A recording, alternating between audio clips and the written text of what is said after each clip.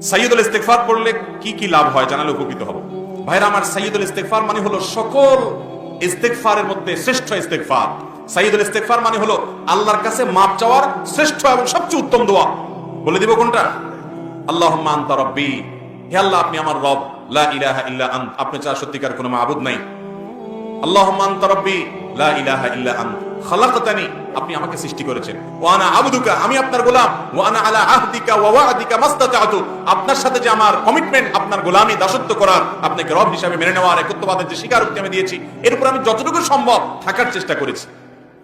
আউযু বিকা মিন শাররি মা সানাতু, কিন্তু এরপরও আমার দ্বারা কিছু অপকর্ম হয়ে গেছে, সেগুলোর ক্ষতি থেকে আমি আপনার কাছে পানা চাই, তার জন্য আমার জন্য কোনো ক্ষতি না হয়, শাস্তি না হয়। আউযু বিকা মিন শাররি মা সানাতু আবুউ লাকা বিনি'মাতিকা আলাইয়া, আপনি আমার প্রতি নিয়ামত দিয়েছেন, আমি স্বীকার করি। ওয়া আবুউ লাকা বিযামবি, আমি আবার অনেক পাপ করেছি, সেটাও স্বীকার করি। ফাগফিরলি, অতএব আমাকে মাফ করে দেন। ফাইন্নাহু লা ইয়াগফিরু যুনুবা ইল্লা আন্ত, কারণ আপনি ছাড়া কেউ কোনো পাপ অপরাধ মাফ করতে পারেন। এটা হলো সাইয়্যিদুল ইস্তিগফার।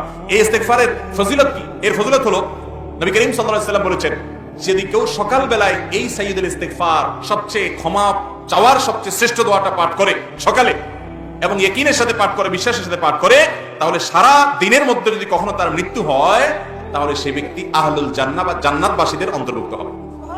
সন্ধ্যার সময় যদি এই দোয়া কেউ পড়ে এরকম বিশ্বাসের সাথে, ইয়াকিনের সাথে, তাহলে সেক্ষেত্রে ওই রাতের ভিতরে যদি তার মৃত্যু হয়, সেও আল্লাহ রাব্বুল আলামিনের কাছে জান্নাতবাসী হিসাবে যাবে ইনশাআল্লাহ। অতএব সাইয়্যিদুল ইস্তিগফার পড়বো তো ইনশাআল্লাহ।